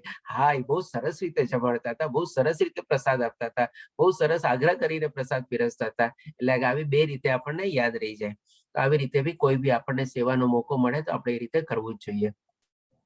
અને એવી જ રીતે જેમ આપણે કીધું કે આપણે સ્કૂલનો એનો એક્ઝામ્પલ કન્ટિન્યુ કરેલો છે, તો માની લો આપણે ઘણીવાર શું છે સ્કૂલમાં ને એમાં બી આપણને ક્યારેક ક્યારેક એવો મોકો મળે કે ભાઈ ચાલો તું તને આટલું આવડે છે ને, તું આના વિદ્યાર્થીને મદદ કરી દે, ત્યારે આપણે શું એ પ્રમાણે કોઈ એવો ઈર્ષા ભાવ કે કઈ નહીં રાખવાનું, કારણ કે વિદ્યા તો શું છે જેટલી બાટે એટલી વધે આપણી, એમાં કોઈ ઘટાડો નથી થતો. તો એ પ્રમાણે એમાં બી આપણે એ કાર્યમાં બી આપણે પ્રવૃત્ત થવું જોઈએ. એમ ન સમજવાનું કે ભાઈ એને વધારે માર્ક્સ આવી જશે કે મને વધારે માર્ક્સ આવી જશે એવી રીતે. આ જસ્ટ એક દાખલો કન્ટિન્યુ કરીએ છીએ એટલા માટે આપણે લઈએ છીએ. કોઈ ચીજ આપણને એપ્લિકેબલ ન હોય, પણ આપણે આપણા બાળકો પ્રત્યે બી એને એપ્લિકેબલ હોય તો આપણે એને શીખવાડી શકીએ અથવા સમજાવી શકીએ. પછી જે ત્યાગી નથી તેને માટે ઈચ્છિષ્ટ, ઇષ્ટ, અનિષ્ટ તથા મિશ્રિત એમ 3 પ્રકારના કર્મફળ મૃત્યુ પછી મળે છે. પરંતુ જે સંન્યાસી છે તેમને આવા ફળના સુખ દુઃખ ભોગવવા પડતા નથી. હવે ડેફિનેટલી જો આપણે સકામ કરતા હોઈએ તેમાં તો આપણને ગમતું, અણગમતું, ઓછું ગમતું બધું હોય, પણ જ્યારે આપણે ત્યાગ ભાવનાથી જો આવી રીતે કોઈ કર્મ કરીએ તો એનાથી ભગવાન શ્રી કૃષ્ણ કહે છે કે એમાંથી કાંઈ પણ આપણને સુખ અને દુઃખ થાય છે એ આપણને કંઈ ભોગવવા પડતા નથી, અથવા આપણે એનાથી અલિપ્ત રહી શકીએ છીએ, આપણે લિપ્ત થતા નથી. આ રીતે ભગવાન શ્રી કૃષ્ણ આપણને 12મા શ્લોકમાં એક એડિશનલ બેનિફિટ બી આપણને સમજાવે છે કે બધી ચીજ આપણે કર્મ કરવી જોઈએ અને એમાં પણ સાથે સાથે કર્મફળનો ત્યાગ કરીને આપણે કરવી જોઈએ. પર્ટિક્યુલરલી યજ્ઞ, તપ અને દાનના કર્મ. તો અહીં આપણે પહેલો વિભાગ કમ્પ્લીટ થાય છે. હવે બીજા વિભાગમાં આપણે 13 થી 18 શ્લોકમાં સમજશું કે ભાઈ આપણે ભગવાન શ્રી કૃષ્ણ સાંખ્ય અને વેદાંતનો નિષ્કર્ષ એટલે કે પરમાત્મા દ્વારા નિર્દેશિત કર્મ પ્રક્રિયા અંગે મુક્તિ લાવે છે. આમાં ભગવાન શ્રી કૃષ્ણ આપણને કોણ કેવી રીતે કર્તામાં ઇન્વોલ્વ હોય છે, કેવી રીતે કર્મ થાય છે, એ બધી ચીજ આપણને સમજાવશે. આપણે તો 13મા અને 14મા શ્લોકમાં ભગવાન શ્રી કૃષ્ણ કહે છે, હે મહાબાહુ અર્જુન, વેદાંત અનુસાર સર્વ કર્મોની સિદ્ધિ માટે 5 કારણ હોય છે. હવે તું મારી પાસેથી તે વિશે સાંભળ. કર્મના સ્થાનનું શરીર, કર્તા, વિભિન્ન ઇન્દ્રિયો, અનેક પ્રકારના પ્રયાસો અને અંતે પરમાત્મા. આ 5 કારણ કર્મના કારણ છે. એટલે કે આપણે જોઈએ છીએ જે પ્રમાણે આપણી સામે ફોટો આવેલો છે, પહેલા આપણે શ્લોકની પ્રમાણે સમજી લઈએ કે ભાઈ કોઈ બી ચીજ આપણે કામ કરતા હોઈએ એમાં આપણે 5 રીઝન્સ અથવા 5 આપણા ઘટક અથવા એ રીતે ઇન્વોલ્વ હોય છે. સૌ પ્રથમ તો શું કે ભાઈ આપણું પોતાનું શરીર, એટલે કે આપણે જે કરતા હોય એનું પોતાનું શરીર. પછી આપણે કરતા એટલે કે એ માણસ અથવા એ વ્યક્તિ. પછી આપણે વિભિન્ન ઇન્દ્રિયો. હવે જેમ કે આને આખી ચીજને આપણે એક્ઝામ્પલ દ્વારા સમજી લઈએ. જેમ કે અત્યારે આપણે ઓનલાઈન ક્લાસીસ ચાલી રહ્યા છે, તો જેમ કે આપણે બધા પોતપોતાના આપણે જગ્યાએ બેઠેલા છીએ, એટલે કે બધાનું આપણું પોતાનું એક એક શરીર એક જગ્યાએ આપણે સ્થિત કરીને બેઠા છીએ અથવા તો પ્લેસમાં બેઠા છીએ. કોઈ ખુરશી ટેબલ ઉપર બેઠું હશે, કોઈ જમીન ઉપર સરસ મજાનું આસન બનાવીને બેઠા હશે, એવી રીતે એક સ્થાન ઉપર છીએ. આપણે બધા કોઈ હવામાં છીએ નહીં. પછી કરતા, જેમ કે આપણે બોલું છું, આપ બધા સાંભળો છો, તો આપ બી કરતા થઈ ગયા, હું બી કરતા થઈ ગયો, તો જેને કામ કમ્પ્લીટ થયું. આજે હું એકલો ખાલી બોલતો અને સામે કોઈ હોય નહીં તો એ પ્રમાણે કામ કમ્પ્લીટ ન થાય. બોથ વે ટ્રાફિક હોવો જોઈએ. વિભિન્ન ઇન્દ્રિયો એટલે કે ભાઈ મારે જેમ કે બોલવું પડે છે, મારા થોડા હાથના જેસ્ચર હોય, મારા થોડા મોઢાની મુવમેન્ટ ની બધું હોય, આઈબોલ મુવમેન્ટ હોય, બધું હોય. એટલે કે મારી બધી અલગ અલગ પ્રકારની ઇન્દ્રિયો અને બધામાં યુઝ કરું છું. સ્ક્રીનની સામે જોઉં છું, વાંચું છું, એમાં આંખ ઇન્વોલ્વ થઈ, આપણે બોલું છું એટલે જીભ ઇન્વોલ્વ થઈ, એ પ્રમાણે આ બી સ્ક્રીનની સામે જોવો છો એટલે આંખ ઇન્વોલ્વ થઈ, સાંભળો છો એટલે આપણી બધી અલગ અલગ ઇન્દ્રિયો આપણે એમાં ઇન્વોલ્વ થઈ. અને અનેક પ્રકારના પ્રયાસો એટલે કે શું પ્રયાસો એટલે કે એફર્ટ. જેમ કે મારે અત્યારે બોલવાનું છે તો આપે અત્યારે સાંભળવાનું છે, મારે અત્યારે લેપટોપની સ્ક્રીન ચેન્જ કરવા માટે સ્ક્રોલ બટન દબાવવાનું છે, આપે બી પ્રમાણે થોડું ઘણું કંઈક એડજસ્ટ કરવું પડે, સાઉન્ડ એડજસ્ટ કરવું પડે, મ્યુટ દબાવવું પડે, એવું બધું કરવું પડે, બધા આપણા એફર્ટ થઈ ગયા. અને અંતે જ્યાં સુધી ભગવાનની પરમાત્માની આપણે અનુમતિ ન હોય તો ત્યાં સુધી આપણે કોઈ કાર્ય પૂરું પડે નહીં. એટલે કે આ 5 ચીજ આપણે હોય છે. હવે આપણે ભૌતિક દુનિયામાં જોઈએ છીએ કે ભાઈ આમાંથી 5 ચીજમાંથી શું છે, આપણે જે બધું જ્ઞાન મેળવીએ છીએ, જેમ કે ઇકોનોમિક્સ અને તેને બધું, એમાં આપણે કહે છે 4 ફેક્ટર્સ ઓફ પ્રોડક્શન. પ્રોડક્શન એટલે કે શું, કોઈ બી કાર્યને આપણે કરવું છે અથવા ઉત્પન્ન કરવું છે એવી રીતે. એમાં એ લોકો શું છે, લેન્ડ, લેબર, કેપિટલ અને ઓર્ગેનાઇઝેશન 4 કારણ બતાવે છે. પણ જે 5મું કારણ જે છે આપણને જે અહીંયા ભગવદ્ ગીતામાંથી જ્ઞાન મળે છે, એ સૌથી વધારે મહત્વનું કારણ છે. એ લોકો એને ગણકારતા નથી. તો તેમ તમે જોઈ શકો છો કે ભાઈ અહીંયા માની લો ઘણી વાર એવા મોટા મોટા પ્રોજેક્ટ બન્યા હોય અને એ લોકો આરંભા હોય, પણ એમાં શું છે કે ભગવાનની અનુમતિ ન હોય. આપણે તમે રાઈટ હેન્ડ સાઈડમાં ભગવાન શ્રી કૃષ્ણનો ફોટોની પ્રમાણે જોઈ શકો છો. તો આવા મોટા મોટા પ્રોજેક્ટ બી શું છે કે ભાઈ સ્થાન આવી ગયું, જગ્યા લઈ લીધી કે મૂડી રોકી લીધી, પ્રયત્ન થઈ ગયા, માણસોએ પોતાની ઇન્દ્રિયો રોકી લીધી, બધું કામ કરી લીધું, કરતા આવી ગયા, લેબર ને બધું તમે જોઈ શકો છો. પણ શું છે, પરમાત્માની અનુમતિ નથી હોતી, જે લોકો એને મોસ્ટલી ઘણા લોકો ઘણી વાર ઇગ્નોર કરે છે. તો આવા મોટા મોટા પ્રોજેક્ટ બી ઠપ થઈને એઝ ઇટ ઇઝ પડેલા રહે છે અને આગળ વધતા નથી. એટલે કે 5 આપણને હવે આજની તારીખમાં આપણને સમજાઈ જાય છે કે ભાઈ કોઈ બી કાર્ય સંપન્ન કરવા માટે ખાલી આપણા પોતાના એકલા એફર્ટ જરૂરી નથી. જ્યાં સુધી ભગવાનની અનુમતિ ન હોય ત્યાં સુધી આપણે કોઈ પણ કામ ગમે તેટલું તમે પ્રયાસ કરી લ્યો, પાર પડવાનું જ નથી. એનું અનુમતિ સાથે જ આપણને પાર પડી શકે છે. હવે પછી 16મા શ્લોકમાં ભગવાન શ્રી કૃષ્ણ કહે છે, માટે જે મનુષ્ય આ 5 કારણનો વિચાર કર્યા વિના માત્ર પોતાને જ કરતા માને છે. આવી ગયું ને એ જ કે ભાઈ આપણે ઘણી વાર શું છે, મેં તો આટલી મહેનત કરી, મેં તો કાંઈ બાકી નથી રાખ્યું, બધા પ્રયાસો કરી લીધા, તેમ છતાં પણ કામ ન થયું. એટલે કે ત્યારે શું છે, આપણામાં કરતા ભાવ આવી ગયો છે. આપણે ભગવાનને ઇમ્પોર્ટન્સ નથી આપતા, પણ બાકી બધી ચીજને ઇમ્પોર્ટન્સ આપીએ છીએ આપણે. આના સંદર્ભમાં છે ને તો આપણે એક સરસ મજાની નાનકડી સ્ટોરી કહું છું આપણે કે એકવાર એક છે ને બહુ પૈસાદાર માણસ હતો. હવે એની પાસે છે ને 11 કરોડ રૂપિયાની વેલ્થ હતી. જયારે મરવાનો હતો ને ત્યારે પોતે વિલ નહીં બનાવે છે. ત્યારે છે ને એને વિચાર્યું કે ભાઈ મારે બધાના 3 દીકરા હતા અને 3 દીકરામાં એ પ્રમાણે બાંટી દેવું છે. હવે થોડા ઘણા પ્રમાણે અલગ અલગ પ્રોપોર્શનમાં બાંટવાની ઈચ્છા ધરાવે છે, કારણ કે એ પ્રમાણે છોકરાઓની સ્થિતિ હતી પ્રમાણે. તો મોટા દીકરાને વિચારે છે કે ભાઈ આપણે 1/6 આપવું, એટલે કે 1/6. વચલા દીકરાને આપણે શું કે ભાઈ 1/4 આપવું, એટલે કે ક્વાર્ટર. અને સૌથી નાના મોટા દીકરાને આપણે શું આપવું કે ભાઈ 1/2 આપવું, એટલે કે અડધો ભાગ આપવો. એટલે કે અડધો ભાગ, 1/4 અને 1/6. હવે તમે માની લો આપણે 11 કરોડ રૂપિયા છે અને એ ચાહતો હતો કે બધાને સંપૂર્ણ 1-1 કરોડ ને એવી રીતે ભાગ મળે કે ટુકડા ટુકડા ન પડે આપણે. કે ભાઈ હવે 11 કરોડ ને માની લો અડધેથી ભાગીએ, એટલે કે 1/2 વિચારીએ, 5.5 કરોડ આવે. એટલે કે અડધો ભાગ થઈ ગયો આપણે, 2 જણને અડધું અડધું મળ્યું આપણે. બીજું જે છે આપણે કે ભાઈ 1/4, 11 ને તમે 1/4 કરો તો બી તમારે ટુકડા ટુકડા જ આવે ગઈ, આખો ભાગ આવે નહીં. અને હજી એક તમે 11 ને 1/6 થી ડિવાઈડ કરો તો બી તમારે ટુકડા ટુકડા જ આવે, આખો ભાગ તો આવે નહીં. તો હવે કરવું કેવી રીતે? ત્યાં છે ને એક આવડે કે આવો કોઈક માણસ આવે છે એની પાસે કે જેને આપણે આત્મજ્ઞાન ને બધું હોય છે અને સરસ મજાનો આવે છે. એને આને મૂંઝવણ એને સોલ્વ કરવામાં મદદ કરે છે. પેલો માણસ કે છે ભાઈ મને આમ બહુ પ્રોબ્લેમ છે, શું કરવું? પેલો માણસ કે છે આમાં શું છે, આમાં તો કોઈ મોટો પ્રોબ્લેમ છે જ નહીં. એક કામ કર, આલે 1 કરોડ રૂપિયા હું તને વધારે આપું છું. 11 ની બદલે તારી પાસે કેટલા થયા? હવે 12 કરોડ થયા ને. હવે તું એને 1/2 કર, કેટલા થયા? 6 કરોડ થયા. આપી દે 6 કરોડ તારે જેને આપવા છે. 1/4 કર, એટલે 12 ને 4 ભાગીએ તો 3, એટલે 3 કરોડ તારે જેને આપવાના છે આપી દે. હવે 12 કરોડ 1/6 કરો એટલે કેટલા થયા? તો કે 2, એટલે કે 2 કરોડ આપી દે તારે જેને આપવા છે. એટલે કેટલા ભાગ થઈ ગયા? 6 કરોડ, 3 કરોડ અને 2 કરોડ. 11 કરોડ એના ડિસ્ટ્રીબ્યુટ થઈ ગયા. પછી કે હવે એક કામ કર, મેં તને જે 1 કરોડ આપ્યો હતો ને મને આપી દે. તો લોકો કે મને આપ્યો ક્યાં? તો કે મેં તને આપ્યો છે ક્યાં? પણ ભાગ તો ડિવાઈડ થઈ ગયા ને. તો આ જ રીતે છે. એટલે કે ઈ જે 1 કરોડ છે ને એ બહુ વધારે મહત્વનો છે. અને એ કોણ છે? એ તો કે ભગવાન શ્રી કૃષ્ણ છે, પરમેશ્વર છે. જ્યાં સુધી આપણે દરેક કાર્યમાં આપણી પાસે 11 કરોડ લઈને આપણે ચાલીએ છીએ, પણ એ માણસે જો ભગવાન શ્રી કૃષ્ણને એમાં એડ કરી દીધા હોત તો એનો આ કેટલું સરસ મજાનું સોલ્યુશન થઈ ગયું હોત. એટલે કે દરેક કાર્યમાં છે ને આપણે ભગવાન શ્રી કૃષ્ણને સાથે લઈને ચાલવાના છે. જ્યાં સુધી આપણે એને સાથે નહીં ચાલીએ, એનું આપણે મહત્વ નહીં આપીએ આપણે એને, અને એને આપણે ગણકારશું નહીં, ત્યાં સુધી આપણા ગમે તેટલા આપણા પ્રયાસો કરી જુઓ, કોઈ પાર નહીં પડે. આજે ગમે તેટલો મહાન મેથેમેટિશિયન આવી જાય ને તો પણ એનો પ્રોબ્લેમ છે ને સોલ્વ નથી કરી શકવાનો ભૌતિક દુનિયાના જ્ઞાનથી. પણ જેને આધ્યાત્મિક જ્ઞાન હતું એને આ કેવી સરસ રીતે પ્રોબ્લેમ સોલ્વ કરી દીધો. ન પોતે કઈ આપ્યું, ન પોતે કઈ લીધું, ના એને કઈ પાછું બી મેળવવાનું છે. તેમ છતાં બી સામેવાળા માણસનો પ્રોબ્લેમ સોલ્વ થઈ ગયો ને. એને બસ શું કર્યું? ભગવાન શ્રી કૃષ્ણને એમાં એડ કરી દીધા. આલે ભાઈ મારા તરફથી, ભગવાન તરફથી આલે 1 કરોડ તને વધારે આપું છું. બોલો. આવી રીતે શું છે કે ભાઈ આપણે કરતા ભાવ આપણે નથી કેળવવાનો.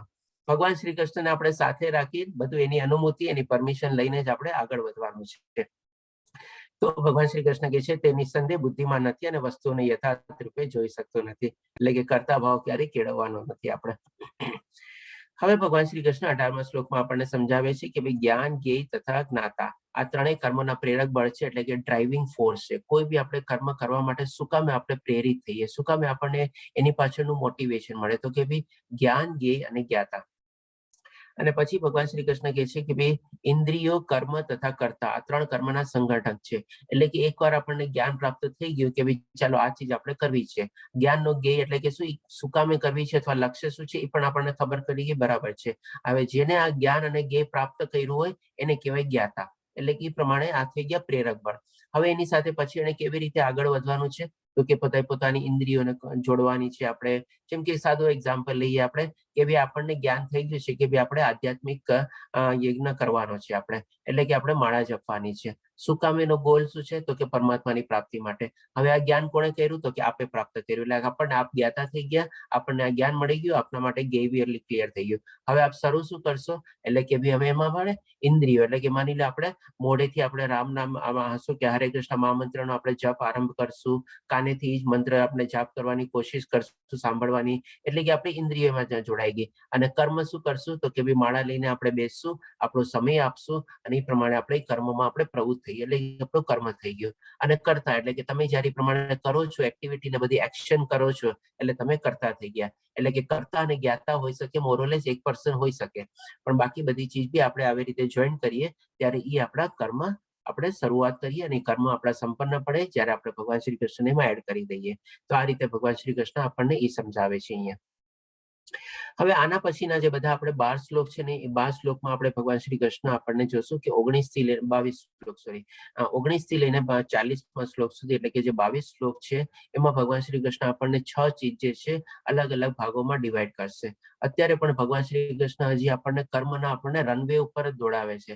હજી ફ્લાઇટ આપણું ટેક ઓફ નથી કર્યું, આપણે હજી આપણે રનવે ઉપર જ છીએ. આમાં 6 ચીજ આપણને ભગવાન શ્રી કૃષ્ણ ક્લિયર કરશે, કર્તા, કર્મ, જ્ઞાતા, જ્ઞાન, ધૃતિ અને સુખ, આપણે બુદ્ધિ અને સુખ, એ રીતે આપણે જોઈએ.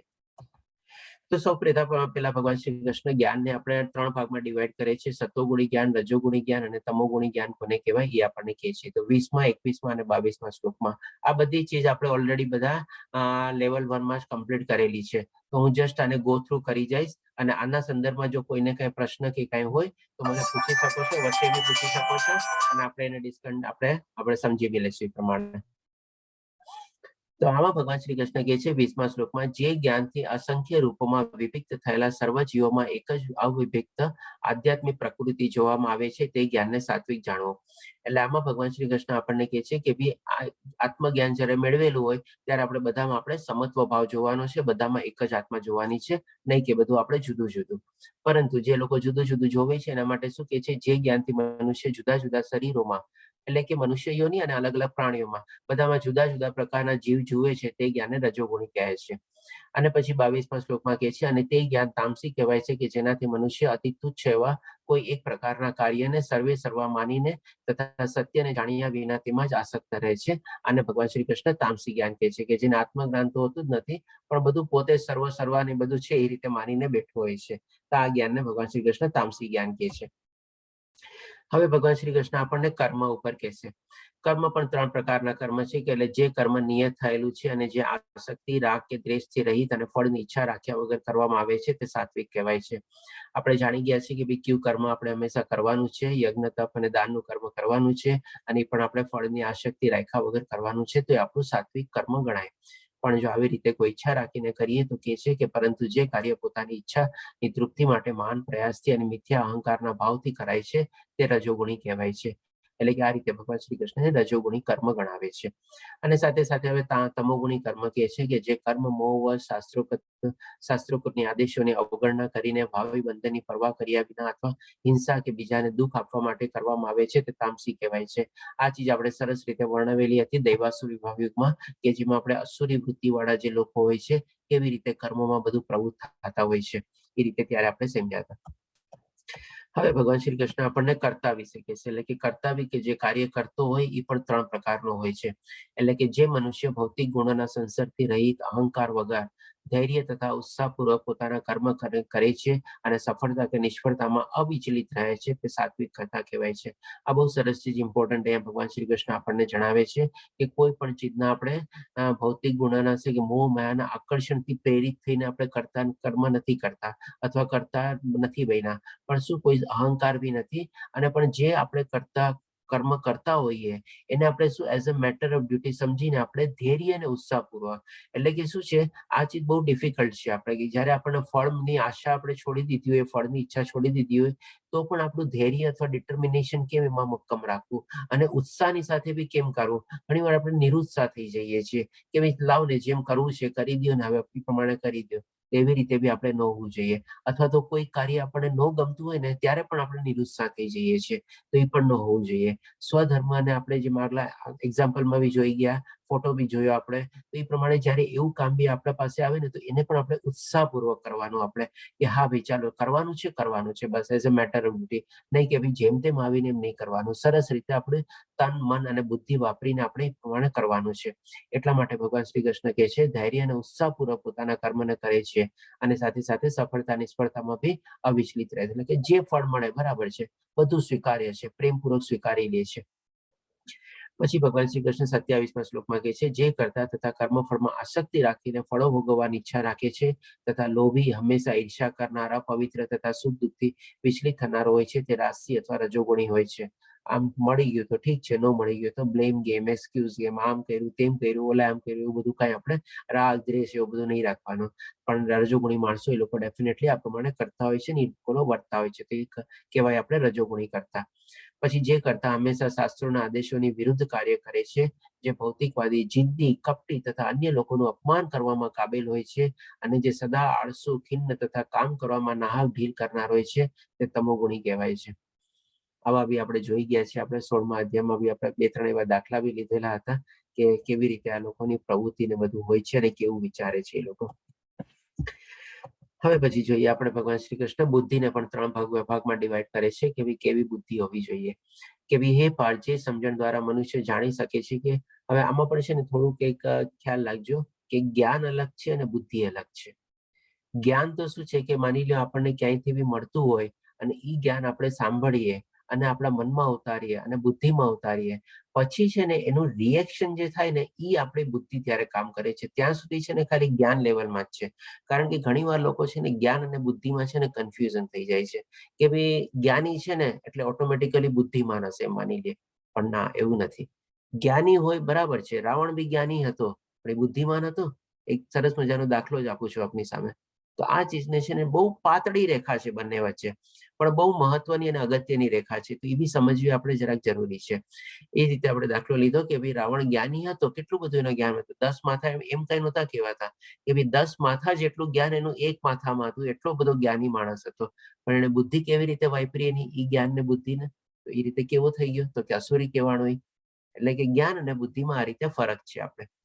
એટલે કે હે પાર્થ, જે સમજણ દ્વારા મનુષ્ય જાણી શકે છે કે શું કરવા યોગ્ય છે અને શું કરવા યોગ્ય નથી. હા, અહીંયા જો આપણે સરસ મજાનું ભગવાન શ્રી કૃષ્ણ આપણને ડિફરન્શિએટ કરીને સમજાવે છે કે જ્ઞાન તો મેળવી લીધું, બધું કરી લીધું, પણ જ્યારે એવી સ્થિતિ અને પરિસ્થિતિ એની સામે આવી ત્યારે એ સરસ રીતે જ્ઞાનને એપ્લાય કરીને, પોતાની બુદ્ધિને એપ્લાય કરીને નિર્ણય લઈ શકે છે કે નહીં, એ બહુ વધારે મહત્વનું છે. કે ભાઈ આ પરિસ્થિતિમાં, આ સિચ્યુએશન, આ સર્કમસ્ટાન્સીસમાં મારે શું કરવું જોઈએ, શું ન કરવું જોઈએ, અથવા હું શું કરું છું એને મારે બંધ કરવું જોઈએ અને શું નથી કરતો એને આરંભવું જોઈએ, અથવા તો શું કરું છું એને મારે વધારે સારી રીતે કરવું જોઈએ અને શું જે કરું છું એને મારે હવે થોડીક એની ગતિ સ્લો કરવી જોઈએ. આ બધી ચીજની સમજણ હોવી જોઈએ. આ બધી ચીજનો તફાવત ત્યારે ક્લિયર કરી શકે ત્યારે આપણે કહી શકીએ એ બુદ્ધિમાન છે. બાકી જ્ઞાની તો ઘણા હોય છે આપણે, પણ બુદ્ધિમાન આપણને બહુ ઓછા મળે છે આપણને. અને સંદર્ભમાં હજી ભૌતિક દુનિયાનો પણ આપણે એક દાખલો આપી દો કે માની લો ડોક્ટર કે અથવા કોઈ એવું પ્રોફેશનલ આપણે લઈએ. બધા લોકોએ જ્ઞાન મેળવીને સરસ મજાની એક્ઝામ પાસ કરેલી છે ને એટલા જ માટે ડિગ્રી મેળવેલી હોય છે. તેમ છતાં પણ આપણે કેમ હોય છે કે ભાઈ કોક ડોક્ટર પાસે જઈએ છીએ, કોક ડોક્ટર ઓછો પ્રખ્યાત હોય છે, કોક ડોક્ટર વધારે પ્રખ્યાત હોય છે, કોક ડોક્ટર વધારે નામના મેળવેલી હોય છે. કારણ કે એનામાં શું છે, એને બુદ્ધિ એવી રીતે એપ્લાય કરેલી છે કે ભાઈ એની પાસે જે પેશન્ટ બધા જે કેસીસ આવે એમાં એને કઈ રીતે એને ટ્રીટમેન્ટ કરવી, અને એવો નિર્ણય લઈ શકે છે કે મારે આ દવા જેને આપવી જોઈએ અને આ દવા ન આપવી જોઈએ. આ દવા જે અત્યાર સુધી લઈ રહ્યો હતો એને મારે અત્યારે સ્ટોપ કરવી જોઈએ, અને આ જે દવા નથી લ્યો હવે એને શરૂ કરવી જોઈએ, અથવા આ જે દવાનો આટલો ડોઝ લે છે આ ડોઝમાં થોડો ડિફરન્સ કરવો પડશે, અને આ ડોઝ જે અત્યારે આ પ્રમાણે લે છે એમાં પણ આ પ્રમાણે ચેન્જ કરવું પડશે. કારણ કે દવાની બધામાં એમ નહીં સમજતા કે ડોઝથી ક્યાંય ફરક પડતો નથી. ઘણી બધી દવામાં છે ને ડોઝથી બી ફરક પડે છે, અને ઇવન ડોઝના છે ને અંતર પ્રમાણે બી ઘણો ફરક પડે છે. આ બધો પોતાનો અનુભવ છે એ પ્રમાણે આપણે કહું છું કે ઘણો મોટો બધો આ ચીજ હોય છે. એટલે કે એ રીતે આપણે ડોક્ટર હોય છે પણ એ રીતે આવી રીતે પોતાની બુદ્ધિ એપ્લાય કરીને એ પ્રમાણે પ્રખ્યાત થાય છે. તો એ જ પ્રમાણે ભગવાન શ્રી કૃષ્ણ સમજાવે છે કે જાણી શકે છે કે શું યોગ્ય છે અને શું યોગ્ય નથી, શેનો ભય રાખવો જોઈએ અને શેનાથી ભય પામવું ન જોઈએ, શું બંધન કરતા છે અને શું મુક્તિ આપનાર છે, તે બધું સતોગુણી છે આપણે બુદ્ધિ છે. પછી કહે છે કે હે પૃથાપુત્ર, જે બુદ્ધિ ધર્મ તથા અધર્મ કરવા યોગ્ય અથવા કરવા માટે અયોગ્ય કર્મનો ભેદ કરી શકતો નથી, તે રાશિ અથવા રજોગુણી છે. કઈ ડિફરન્સ જ ન સમજે તો પછી રજોગુણી થઈ ગયો. અને પછી કહે છે કે જે બુદ્ધિ મોહ તથા અહંકારને વશ થઈને અધર્મને ધર્મ તથા ધર્મને અધર્મ માને છે અને હંમેશા અવળી દિશામાં પ્રયાસ કરે છે, તે હે પાર્થ તામસી બુદ્ધિ કહેવાય છે. એટલે કે આ રીતે ભગવાન શ્રી કૃષ્ણ બુદ્ધિને આપણને 3 કેટેગરીમાં ડિવાઈડ કરી. હવે ભગવાન શ્રી કૃષ્ણ આપણને ધ્રુતિ વિશે કહેશે. ધ્રુતિ એટલે કે શું કે ભાઈ ડિટર્મિનેશન, નિશ્ચય, સંકલ્પ, નિર્ણય. હવે એમાં બી આપણે કેવી રીતે પ્રવૃત્ત થઈએ છીએ, કેવી રીતે આપણા સંકલ્પો લઈએ છીએ એ પણ જોઈએ. ભગવાન શ્રી કૃષ્ણ કહે છે 33મા શ્લોકમાં, એ પૃથાપુત્ર જે અતૂટ છે, જેને યોગાભ્યાસ દ્વારા અચલ રહીને ધારણ કરાય છે અને એ રીતે જે મન, પ્રાણ તથા ઇન્દ્રિયોના કાર્યોને નિયંત્રણમાં રાખે છે, તે ધ્રુતિ સાત્વિક છે. આપણે એટલે કે વિમાની એક સાદો દ્રષ્ટાંત લઈએ. આપણે દિવસની 16 માળા કરવી છે, પણ હવે શું નિર્ણય તો લઈ લીધો, એટલે કે પોતાનો સંકલ્પ લઈ લીધો અને 16 માળા કરે બી છે બરાબર. હવે પણ એમાં સાથે સાથે ભગવાન શ્રી કૃષ્ણ શું એડ કરે છે એ બી જોઈએ આપણે. અને એ રીતે જે મન, પ્રાણ તથા ઇન્દ્રિયોના કાર્યોને નિયંત્રણ રાખે છે. આપણે માળા કરી લઈએ છીએ, આપણું પૂરેપૂરું મને એમાં ઇન્વોલ્વ હોય છે. તો આ પણ એક આપણે સરસ મજાનું છે આપણે શિક્ષણ અથવા લર્નિંગ આપણે, કારણ કે હવે બધા આપણે લેવલ 3 અને લેવલ 4 તરફ આપણે આગળ વધી રહ્યા છે. તો આ રીતે બી હવે આપણે લેવલ 1 માં તો હોઈ શકે આપણે 1 માળા બી ન કરતા અથવા 1 માળા કરતા હોય તો આપણે 1 માળા કર્યા. લેવલ 2 માં આવ્યા ત્યારે આપણે 4 માળા કર્યા. હવે 4 માળાથી હવે આપણે એને ઓર સંખ્યા વધારીએ છીએ અને કોઈ ઓલરેડી સંખ્યા વધારી દીધેલી હશે અને હવે લેવલ 3 અને લેવલ 4 માં જયારે જઈ રહ્યા છે તો ડેફિનેટલી આપણે હવે 16 માળાનો સંકલ્પ કરવો પડશે. અને એ સંકલ્પ બી આપણે કેવી રીતે પોતાના આપણા મન, પ્રાણ અને ઇન્દ્રિયોને પણ એમાં પૂરેપૂરું રાખીને, એમાં એબ્ઝોર્બ થઈને અને મનને પણ વશમાં રાખીને આપણે પૂરેપૂરું એમાં મનથી આપણે માળા કરવાની છે. તો એ આપણને સરસ મજાનું ઉચ્ચતમ રિઝલ્ટ આપી શકે અથવા તો એકદમ ઉત્તમ આપણનું ગણાય. આ રીતે ભગવાન શ્રી કૃષ્ણ કહે છે. ધ્રુતિ એટલે કે આપણો જે સંકલ્પ હોય એ પણ આવી ટાઈપનો આપણો સંકલ્પ હોવો જોઈએ કે કમ વોટ મે, કઈ થશે જ નહીં અને એકદમ ધ્યાનથી ની પ્રમાણે મારે માળા કરીશ. પછી 34મા શ્લોકમાં ભગવાન શ્રી કૃષ્ણ કહે છે, પરંતુ હે અર્જુન, જે ધ્રુતિ વડે મનુષ્ય કર્મ, અર્થ તથા કામના ફળોમાં સદા લિપ્ત રહેતો હોય છે તે રજોગુણી કહે છે. એટલે કે ફળની ઈચ્છાથી કરતો હોય તો ડેફિનેટલી રજોગુણી જ છે. એક કોમન ફેક્ટર તમે બધામાં એપ્લાય કરી શકો છો કે રજોગુણીમાં મોસ્ટલી બધું સકામ અથવા ફળની ઈચ્છાથી કરેલું હોય છે અને આપણે રજોગુણી તરીકે કહીએ છીએ. અને તમોગુણીમાં શું, જેને આ પ્રકારનું કોઈ જ્ઞાન જ હોતું નથી અને જે ખાલી પોતાના પ્રમાણે જ બધું વર્તે છે અને પોતાના પ્રમાણે જ બધું કરે છે. આ બે એકદમ કોમન ફેક્ટર તમારા માટે થઈ જાય છે સતોગુણ અને તમોગુણને ડિફરન્શિએટ કરવા માટે. અને જે બાકી બધી જે સારી ચીજ છે ને તમે એક પલડામાં મૂકી દો, બધી તમારે સતોગુણમાં વહી ગઈ. અને આ બે ચીજને જો તમે બાદ દઈ દો તો પછી ઓટોમેટિકલી તમે સતોગુણમાં જીવો છો એ ટાઈપનું આપણું થઈ ગયું. પછી 35મા શ્લોકમાં ભગવાન શ્રી કૃષ્ણ કહે છે, હે પાર્થ, જે ધ્રુતિ, સ્વપ્ન, ભય, શોક, વિષાદ અને મોહથી પરે જતી નથી એવી દુર્બુદ્ધિ પણ ધ્રુતિ તમોગુણી કહેવાય છે. એટલે પોતાના સ્વપ્નમાં જે જીવે છે આખી જિંદગી. હવે ભગવાન શ્રી કૃષ્ણ આપણને સુખ વિશે કહે છે. સુખ પણ ભગવાન શ્રી કૃષ્ણ 3 વિભાગમાં ડિવાઈડ કરે છે.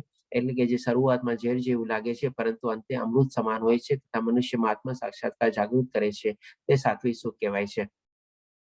સવારના પોરમાં ઉઠીને આપણે ક્લાસ એટેન્ડ કરવા, અત્યારે સાંજના બી આપણે 2 કલાકનો ટાઈમ આપવો, આ બધું ચીજ આપણને સ્ટાર્ટિંગમાં થોડું ડિફિકલ્ટ લાગે, પણ જ્યારે આપણને આ બધું ચીજ સંપન્ન થાય ને, આજે જેમ બધા આપણે લેવલ 1 કમ્પ્લીટ કર્યું હશે, કોઈ કે પ્રથમવાર બી જોઈન કર્યું હશે, ડિફિકલ્ટ લાગ્યું હશે, આકરું લાગ્યું હશે, પણ આપણને ડેફિનેટલી સારું લાગ્યું અને સુખ પ્રાપ્તિ થઈ અને આનંદ પ્રાપ્ત થયો, જે આપણને આત્માને જોવે છે. તો જ આપણે બધા લેવલ 2 માં અત્યારે જોડાણા. અને લેવલ 2 માં બી આપણને અત્યારે કેવું સરસ મજાનું સરસ લાગે છે. ભલે જે પ્રોબ્લેમ્સ ને બધા આવ્યા, હવે બધા માટે કઈ ઇમ્પોર્ટન્સ નથી. અને હવે જે પ્રમાણે આપણે એમાં ઓર પ્રવૃત્ત થઈને આપણે આગળ વધવાનો ઓર સંકલ્પને લઈ લીધો, તો અત્યારે કેવા બધા આપણે લેવલ 3 અને લેવલ 4 માં બી જોડાવા માટે ઉત્સુક થાવ છો. તો આ જ ચીજ છે કે શરૂઆતમાં આપણને ડિફિકલ્ટી ચીજ લાગે, ઘણી ચીજ એવી હોય આપણને, ઇવન ખાવાનું બી છે, સતોગુણ વાળું ફૂડ ખાઈએ ને તો સ્ટાર્ટિંગમાં આપણને ઓછો ટેસ્ટ લાગે, ચટાકેદાર ઓછું લાગે, પણ આપણા શરીર માટે બહુ સારું છે. આપણને આત્મબળ આપે છે, આપણને સંતોષ આપે છે, આપણા હૃદયને ગમે છે, કારણ કે આપણી આત્માને ગમે છે. એ પણ આપણે 17મા અધ્યાયમાં સરસ રીતે જાણી ગયા હતા. એટલે કે આવી રીતે કોઈ બી ચીજ આપણે સતોગુણમાં કરેલું હોય ને, સ્ટાર્ટિંગમાં આપણને ડિફિકલ્ટ લાગે, આકરું લાગે, કઠિનાઈ લાગે, તકલીફ લાગે, પ્રોબ્લેમ લાગે, પણ એમાં જેમ જેમ આગળ વધીએ ને આપણને બહુ સરસ મજાનું સુખ, શાંતિ અને આનંદ મળે. એટલા માટે ભગવાન શ્રી કૃષ્ણ કહે છે, શરૂઆતમાં ઝેર જેવું લાગે છે પણ એ અમૃત સમાન હોય છે આપણે.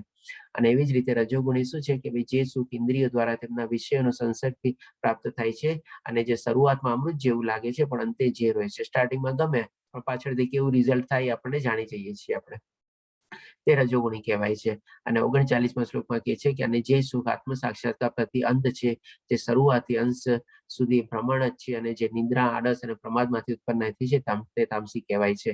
એટલે કે આ રીતે ભગવાન શ્રી કૃષ્ણ સુખને 3 વિભાગમાં ડિવાઈડ કરીને કહે છે કે જે તામસી ગુણ તો એની કોઈ ગતિ હોતી જ નથી. આપણે શરૂઆતથી અંત સુધી આખું ભ્રમણ જ છીએ આપણે, કારણ કે એ ભૌતિક દુનિયામાં જ ખોવાયેલો હોય છે.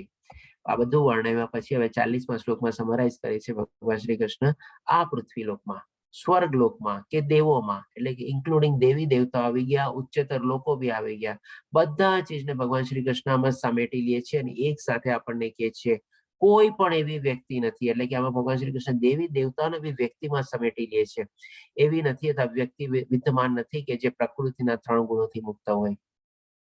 દેવી દેવતાઓ બી પ્રકૃતિના હેઠળ જ હોય છે, એ લોકો પણ એના નિયંત્રણ હેઠળ જ હોય છે. હા, એ લોકો થોડે ઘણે અંશે, હાલાકી આપણે કહી શકીએ કે ઘણે અંશે એ લોકો એના ઉપર કાબુ મેળવેલો હોય છે, પ્રભુત્વ મેળવેલું હોય છે, પણ ડેફિનેટલી જે પ્રમાણે ભગવાન શ્રી કૃષ્ણ સમજાવે છે બધા વ્યક્તિ, મનુષ્ય, દેવી દેવતાઓ, સ્વર્ગ લોકમાં બધામાં છે, બધા લોકો ત્રિગુણી માયાથી પ્રભાવિત થયેલા છે, એના હેઠળ જ જીવે છે, એના નિયંત્રણ હેઠળ જ જીવે છે. અને કઠપુતળીની જેમ આપણે જેમ નચાવીએ ત્રિગુણી માયા જે છે, સતોગુણ રજોગુણ તમોગુણ વાળી આપણે નાયચા કરીએ છીએ. આ રીતે ભગવાન શ્રી કૃષ્ણ આપણને સમજાવે છે. તો અહીં આપણા 3 વિભાગ કમ્પ્લીટ થાય છે 40મા શ્લોક સુધી. પાંચાકલ્પતરુભ્યશ્ચ કૃપા સિંધુ એવ ચ પતિતાનામ પાવનભયો વૈષ્ણવયો નમો નમઃ. હરે કૃષ્ણ કૃષ્ણ કૃષ્ણ હરે હરે, હરે રામ રામ રામ હરે હરે. શ્રીલા પ્રભુપાદ કી જય. રાધા ગોવિંદ. 5 મિનિટ ટાઈમ છે, જો કોઈ પ્રશ્ન હોય તો આપણે લઈ શકીએ. હરે કૃષ્ણ. પ્રભુજી, હરે કૃષ્ણ પ્રભુજી. હા માતાજી બોલો. દંડવત પ્રણામ. પ્રભુજી, મારો પ્રશ્ન હતો કે આપણે એમ સંકલ્પ કરીએ કે 16 માળા કરવી છે આપણે, પણ પછી સમજો આપણે કઈ ક્લાસ અટેન્ડ કરવો હોય, ક્યાંક મંદિરમાં સેવા કરવાની હોય ને આપણી 16 માળા ન થાય તો આપણો સંકલ્પ તૂટી ગયો કેવાય? ના માતાજી, સંકલ્પ નો તૂટ્યો કહેવાય. આપણે જે પ્રતિદિન આપણે, કોણ બોલો છો? કોણ માતાજીનો અવાજ છે? હું પ્રવીણા માતાજી છું. હરે કૃષ્ણ પ્રવીણા માતાજી. ઓકે, આપણો પ્રશ્ન બહુ સારો છે આપણે, અને પ્રેક્ટિકલ ચીજ છે. જે પ્રમાણે આપણે કીધું કે ભાઈ ક્યારેક કોઈક દિવસે અચૂક આપણાથી 16 માતા ન થઈ શકી હોય, કે 8 થઈ હોય કે 10 થઈ કે વોટ એવર સંખ્યા, અને કોઈ બીજી પ્રવૃત્તિમાં આપણે ઇન્વોલ્વ થયું, અને એ પણ આપણે જે પ્રમાણે મેન્શન કર્યું આધ્યાત્મિક પ્રવૃત્તિ છે કે ભાઈ ક્લાસ અટેન્ડ કરવા છે, અથવા મંદિરે જવું છે, કે ત્યાં સેવા આપવાનો આપને અવસર મોકો મળ્યો છે, તે પ્રમાણે કરવાનું છે, તો કઈ વાંધો નહીં. 16 માળા નો થઈ, નો પ્રોબ્લેમ. જેટલી ઓછી થઈ ખાલી નોટ કરીને રાખો. બીજે દિવસે, ત્રીજે દિવસે પણ એને તમે નોટ કરેલું છે અને એને કમ્પ્લીટ કરવાની ટ્રાય કરી જુઓ. માની લો આજે શનિવાર છે, આજે તમારે આ જ દિવસેનો એક્ઝામ્પલ લઈએ કે આજે તમારી 10 માળા થઈ છે અને આ ક્લાસ અટેન્ડ કરવો હતો, અને હવેથી જેવો ક્લાસ પૂરો થશે તરત તમારે મંદિરમાં જવું છે અને ત્યાં 1-1.5 કલાકની સેવા આપવાની છે. અને પછી તમે ઘરે આવીને બહુ થાકી જાઓ છો અને તમે નથી કરી શકતા માળા, તો તમારી 6 માળાની સંખ્યા ઓછી થઈ. હવે કાલનો દિવસ રવિવાર છે, અને માની લો રવિવારના દિવસે તમારી પાસે કઈ ટાઈમ છે, અને તમે હવે જેમ આમાં છે ને 2 ચીજ છે. એક તો તમને તમારા મેળે રવિવારનો દિવસે ટાઈમ મળ્યો અને એ ટાઈમનો તમે ઉપયોગ કરી લીધો, 6 માળા તમે કમ્પ્લીટ કરી લીધી, એટલે તમારો સંકલ્પ પૂરો થઈ ગયો. અને માની લો રવિવારે પણ તમારી સામે એવી કોઈ પરિસ્થિતિ આવે કે જેમાં તમને બધા લોકો કે ફેમિલી કે તરફથી કે ચાલો બહાર ફરવા જઈએ કે આમ કરવા જઈએ, તો એ ત્યારે તમારા ટાઈમમાં ચોઈસ છે. ત્યારે છે ને તમારે નિર્ણય લેવાનો છે કે ભાઈ મારે અત્યારે ફરવા જવું કે મારી 6 માળા બાકી રહી છે એ કરવી. જેમ અહીંયા ભગવાન શ્રી કૃષ્ણે બુદ્ધિને કીધું ને કે મારે શું કરવું જોઈએ, શું ન કરવું જોઈએ, એ બે વચ્ચેનો તફાવત તમારે સમજવાનો છે. એટલે કે ત્યારે તમારી બુદ્ધિ એપ્લાય કરી અને તમે વિચાર્યું કે મારી 6 માળા બાકી છે ને, તો એક કામ કરું, હું એ લોકો સાથે અત્યારે ન જાઉં. અથવા તો તમારે એને શું કહેવાનું કે ભાઈ માની લો તમે 2 થી 4 ફરવાનો ટાઈમ રાખ્યો છે ને, એક કામ કરો તમે 3 થી 4 ફરવાનો ટાઈમ રાખો, હું તમને 1 કલાક પછી જોડાઈ જઈશ. એ લોકોની રહી ગયું, તમારું રહી ગયું. એટલે કે આવી રીતે તમારે બુદ્ધિને એપ્લાય કરવાની છે, તમારે ડિફરન્શિએટ કરવાનું છે કે શું કરવું ને શું કરવું. ત્યાં જ તમારી સાત્વિક બુદ્ધિ આપણે એપ્લાય થઈને તમે નિર્ણય લેશો તો એ તમને બહુ સરસ મજાનો ફાયદો થશે. એ પ્રમાણે આપની 16 માળા બી કમ્પ્લીટ થઈ જશે. એ લોકોને જવું તો એ પણ સાથે બી તમે વયા ગયા, એ લોકોનું બી મન રાખી લીધું, ચાલો, નહીં તો તરત તમને પાછો ટોન્ટ મારે કે ભાઈ જો કાલે મંદિરે જાવ તો ત્યારે તો તને ટાઈમ મળી ગયો, અત્યારે મારી સાથે આવવામાં તને ટાઈમ નથી.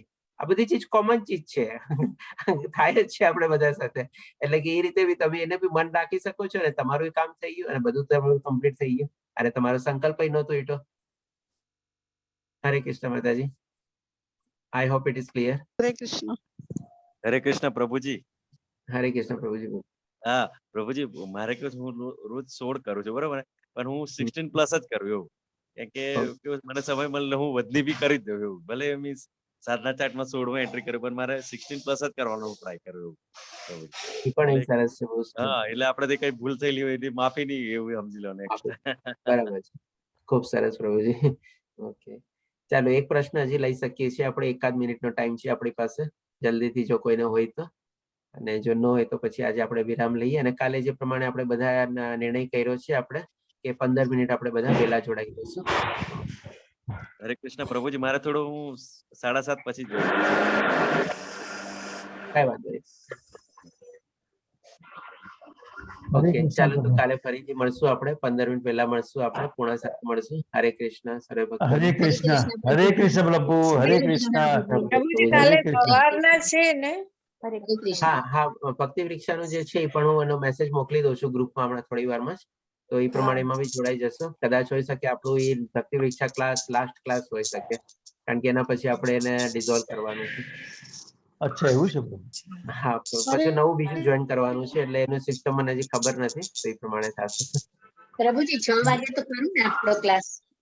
હા, 6 વાગે પણ છે આપણો ક્લાસ બી છે, લેવલ 1 નો બી ક્લાસ છે આપણે. જી જી. પ્રભુજી ચાલો, હેપી ધન્યવાદ નરસિંહ સર. ચતુર્થી. કાલે નરસિંહ જયંતિ છે ને? હા હા, નૃસિંહ ધન્યવાદ જયંતિ આજે સર. છે ને નૃસિંહ? નહીં, કાલે છે માતાજી, કાલે છે. આજે છે પૂનમ, કાલે છે.